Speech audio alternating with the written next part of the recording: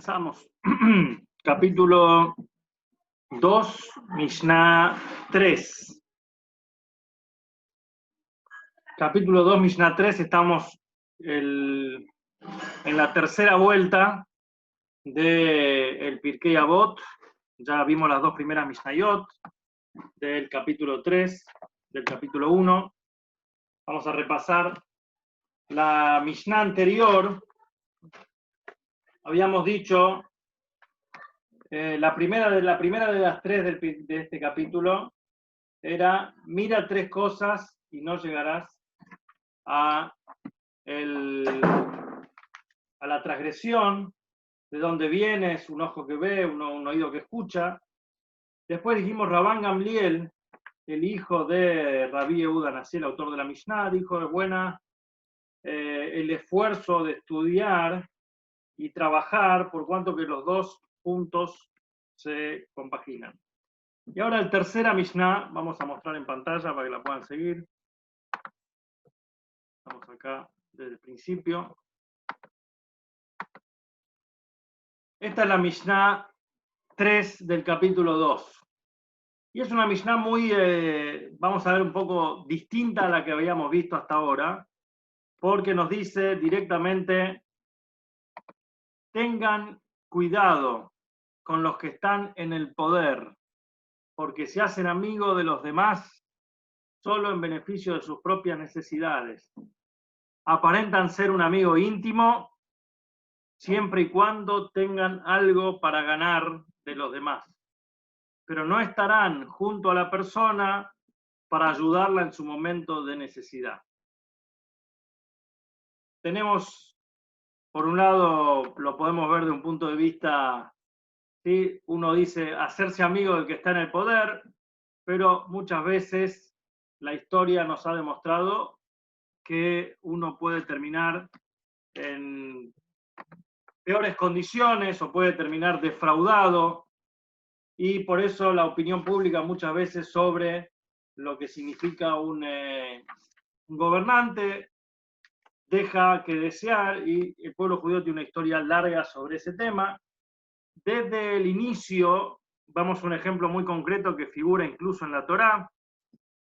Yosef, quien era el virrey de Egipto y fue el que salvó a la humanidad, al mundo entero en esa época de la hambruna, y pocos años después se olvidaron de sus buenas acciones y a sus amigos, hermanos, descendientes los pusieron como esclavos, como en la esclavitud tan dura que es la esclavitud de Egipto, y quedaron, obviamente que uno dijo, ¿cómo podía haber confiado aquel mismo faraón que lo trató y lo hizo virrey, y ahora se olvidó completamente y esclavizó a sus hermanos? Pero por eso nos dice: tengan cuidado, no te confíes demasiado en esto.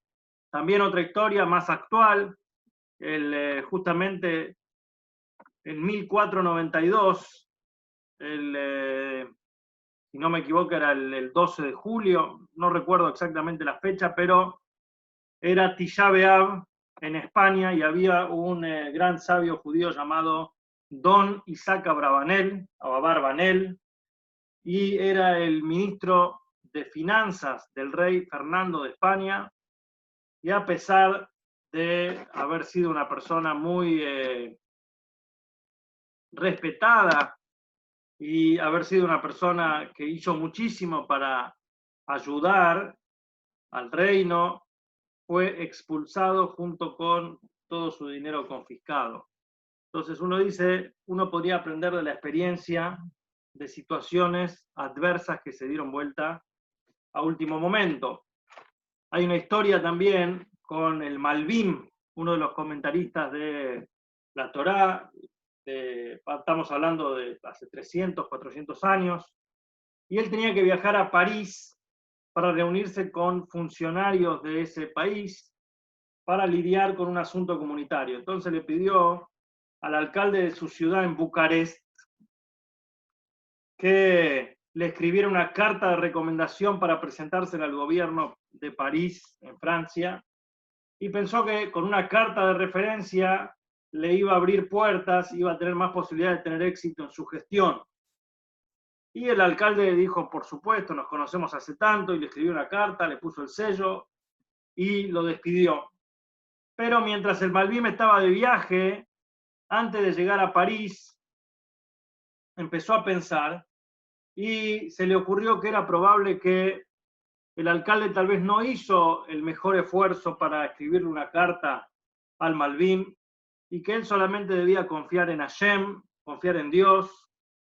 Entonces recordó esta Mishnah y decidió romper la carta y no utilizarla. Esa carta de presentación que le había hecho el alcalde de Bucarest, no la presentó y la rompió en pedazos. La tiró.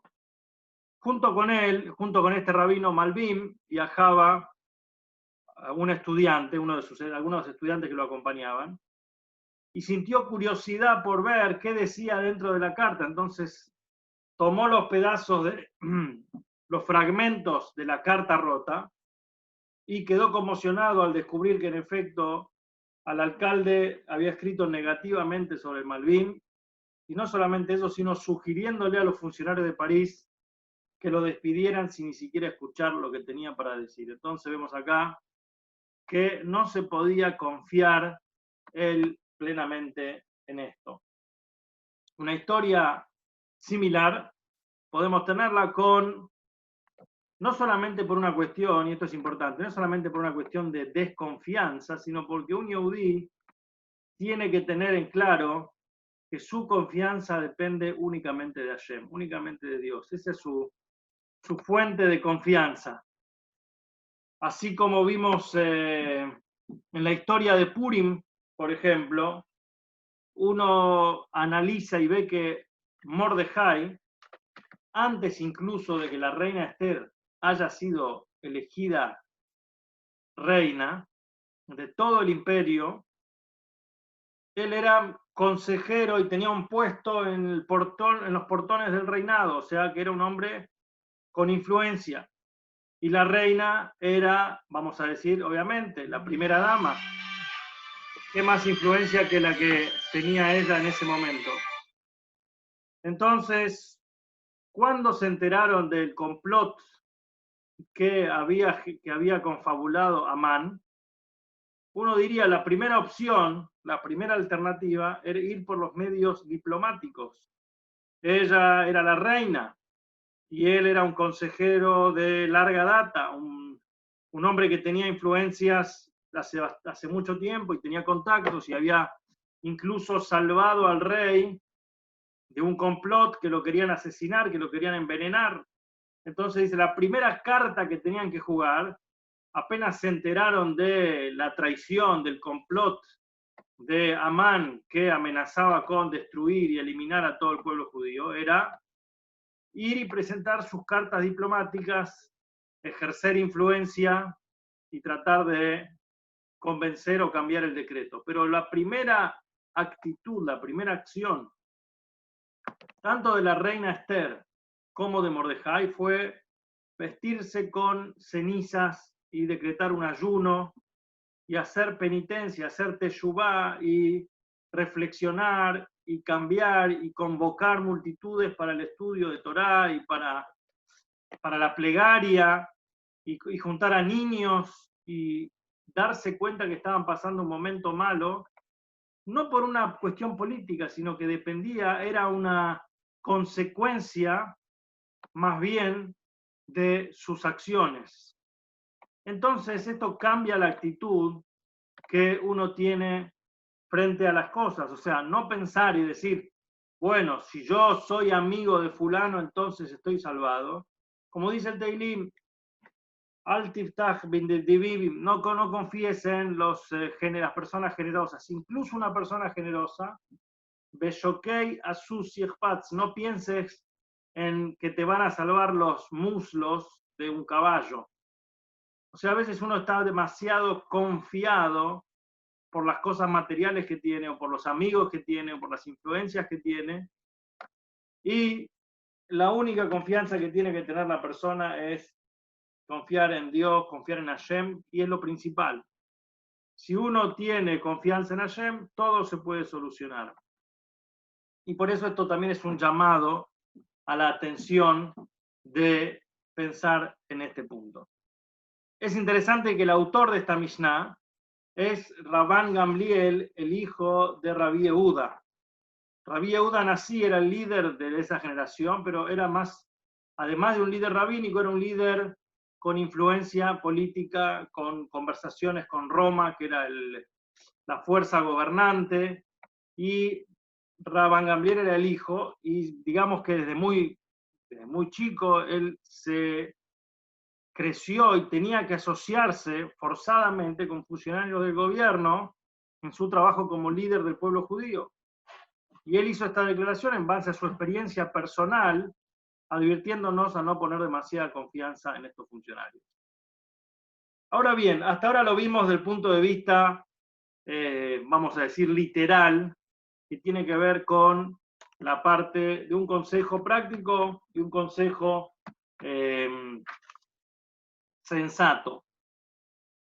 A veces, por motivos comunitarios, acá no está hablando de apartarse, obviamente que las leyes del país son leyes que hay que respetar y hay que acatar y hay que hacer todo. Acá está hablando más bien de una cuestión de confianza, de una cuestión de en quién uno deposita su confianza plenamente y el único que lo puede hacer es en Hashem.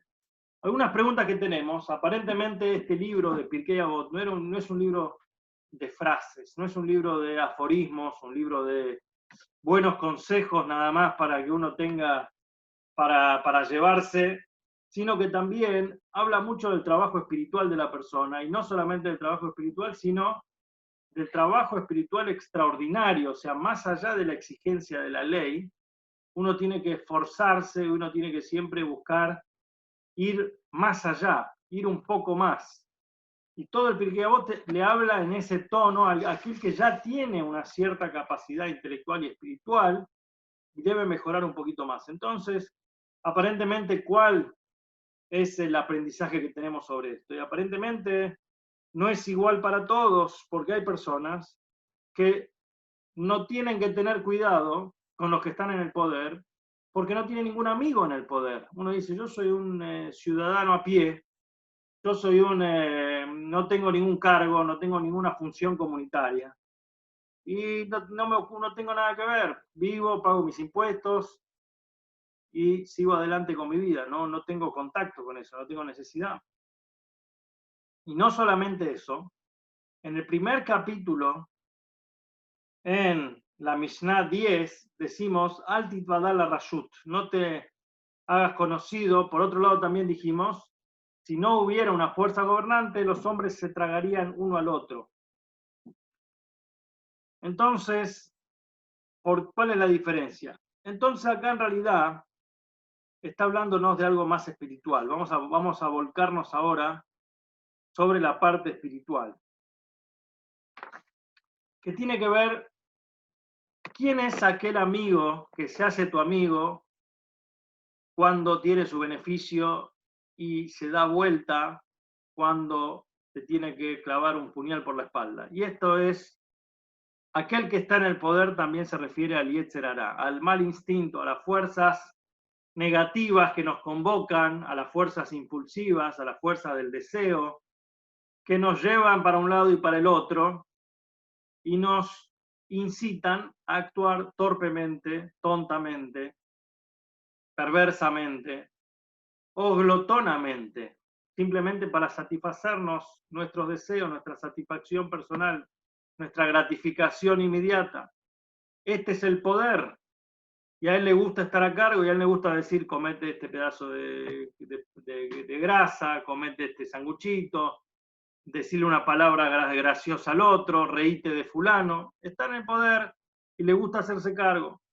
Pero cuando él presenta, es un gran experto en marketing, cuando él presenta el deseo, en nuestra cabeza se va produciendo el deseo y nos vende que vamos a estar felices y vamos a consumir perdices y vamos a estar en el éxtasis, y después uno llega y come y consume aquel deseo, se siente vacío, se siente engañado, se siente frustrado, no solamente que se siente, en realidad el placer es de una vida muy corta, que nos promete la felicidad eterna, como aquel que uno persigue el consumo nada más por la gratificación inmediata, es muy efímero, es muy corto el placer, de repente al poco tiempo salió un modelo más nuevo, y al poco tiempo ya no me satisface, ya no me llena, y siento un vacío interior muy profundo.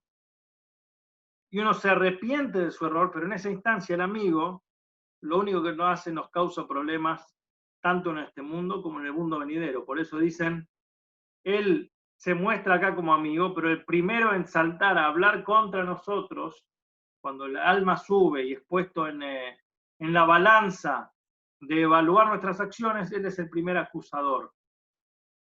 Como hay una historia, que alguna vez la contamos, que había un hombre que tenía tres amigos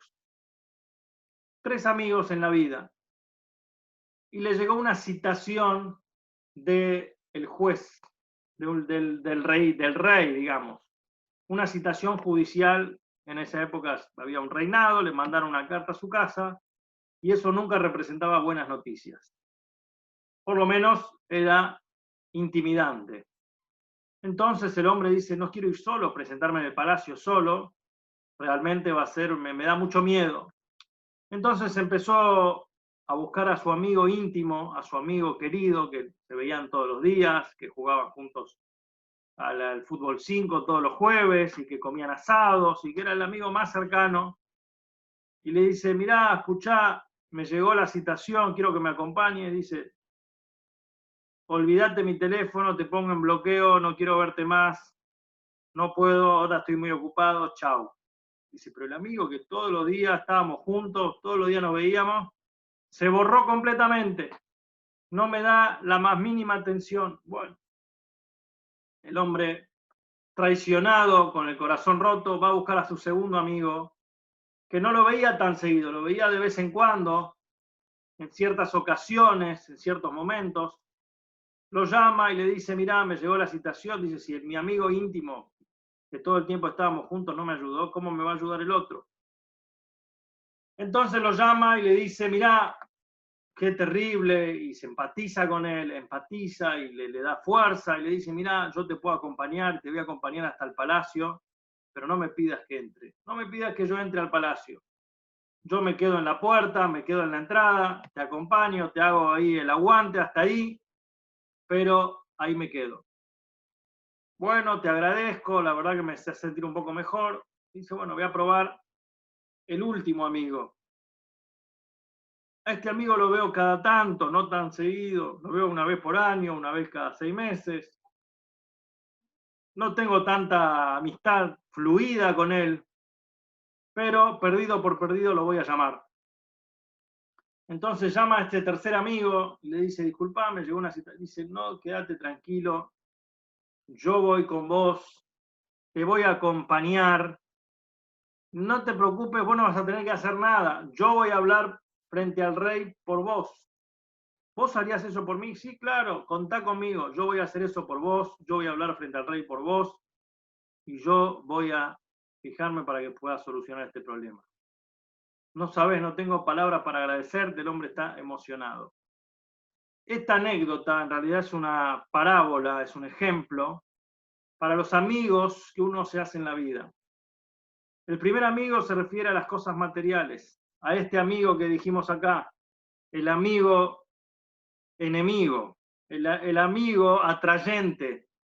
Vení, viví la vida, pasara bien, pero cuando lo llaman después de los 120 años a uno y le dicen, bueno, queremos hacer una evaluación de tu vida, se borra, no solamente que se borra, sino que habla mal de uno y se cambia de bando. El segundo amigo es la familia. La familia acompaña al ser humano a lo largo de su vida. Incluso en el momento de que la persona se despide de este mundo, la familia lo acompaña y dice Kadish por él, y lo acompaña y hacen cosas buenas en su nombre y lo recuerdan, pero llegan hasta la puerta, dice, hasta ahí llego, más que eso no puedo hacer. El tercer amigo, el menos recurrente, refiere a las buenas acciones que la persona hizo en la vida. A la Torá que la persona estudió en la vida, a las mitzvot que uno hizo, a las buenas acciones que uno hizo. Que a veces uno las tiene abandonadas un poco, a veces uno las tiene distantes, pero aquellas son las que acompañan a la persona en esta vida, lo acompañan al otro lado y hablan en nombre de él. Son las que portan y las que llevan su nombre y su presencia. Entonces, el amigo que se disfraza de amigo en este mundo, hay que tener cuidado. Hay que tener atención de aquellas cosas que se muestran muy saludables o muy atrayentes ahora, pero que en realidad van contra nuestro beneficio. Ahora, vamos a ver algo más. La palabra en hebreo que dijimos acá, reshut, al titvada, al eveuzeirim, sean cuidadosos, berreshut, barrashut, con el gobierno, sería la traducción, con aquellos que están en el poder. Así como en hebreo moderno, reshut se llama al gobierno, al poder, reshut leumí, etc. Pero también, si uno cambia la vocalización, rashut puede ser reshut. Reshut se refiere a aquello que está permitido. ¿Y esto qué quiere decir? Evuzeirin, sean cuidadosos, tengan cuidado con lo que está permitido. Hashem nos ordenó hacer mitzvot y alejarnos de las transgresiones. Son conocidas como divrei reshut, cosas permisibles, comer, dormir, jugar y otras actividades neutrales que uno dice no es tan mal hacerlas, tampoco está bien, son neutrales. La Mishnah nos dice sean cautelosos con las cosas neutrales, sean cautelosos con las cosas permitidas, porque se ven amigables, pero pueden llevar a la persona, son la llave de la debacle, son la llave de la caída. Nadie cae y empieza a torcer, a caer, empezando, como dice el Midrash, el Yetzer Hará no viene y te dice hoy vamos a hacer idolatría el día 1, sino que él te dice hacé tal y tal, hacé tal cosa. A veces cosas permitidas, a veces cosas buenas, a veces placeres, una experiencia disfrutable, pero todo empieza por una experiencia disfrutable. Todo empieza que te dice, date un gustito,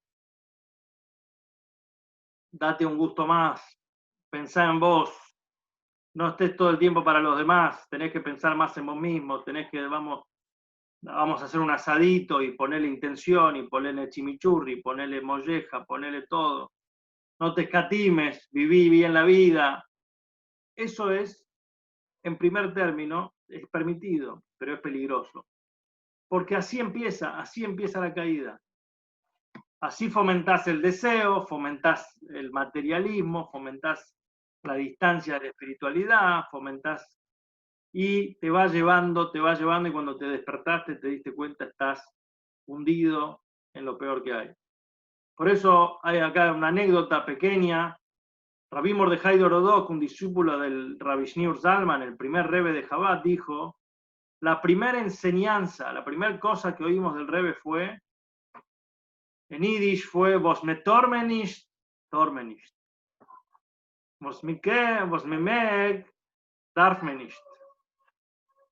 Lo que está permitido, lo que está prohibido no se debe, no se puede, está prohibido. Lo que no se puede, no es cuestionable. Y lo que está permitido no se necesita, o sea, no todo lo que está permitido se necesita. Hay una ley que dice, todo lo que no está prohibido está permitido. Así dice la ley judicial. Pero la ley, o sea, la moral Yehudí dice que esté permitido no significa que sea necesario. Uno tiene que ser consciente, tiene que ser moral, tiene que ser valioso, tiene que evaluar bien cada cosa y darle el lugar necesario a cada cosa. No podés andar por la vida comiendo, durmiendo dándote todos los placeres, sin eso te va a llevar a otras cosas. Así se empieza, así se empieza. Estas acciones que son de más, uno va cruzando territorio y de repente no se dio cuenta y te pasaste de bando. Uno dice, bueno, un permitidito, supongo que la dieta es algo parecido, uno dice, me voy a dar un permitido, el permitido de este día, y al otro día abandonás. O sea, de a poco te fue llevando, no te diste cuenta y estás del otro lado. Por eso acá también nos dice Fuzeirim Parashut, sean cuidadosos con aquello que está permitido. Entonces, este mensaje me parece que es el que aplica también a cada uno, sin diferencia si tiene inspiración comunitaria o si tiene influencia comunitaria o si tiene con el gobierno. Esto nos está hablando a cada uno. Tenés que tener cuidado con aquello que está permitido. Tenés que tener atención. Y lo que no en hebreo se dice mashemutar, meyutar. Lo que está permitido a veces está de más. No todo lo que está permitido es necesario. Y tener énfasis en esta idea, en este concepto, que es una buena enseñanza, un buen mensaje para poder seguir adelante y poder mejorar como persona y como ser humano y como yehudí. Así que bueno, esta es la Mishnah de hoy. Me pareció interesante con la segunda parte también, que es la parte de trabajo personal. ¿Alguien quiere hacer una pregunta?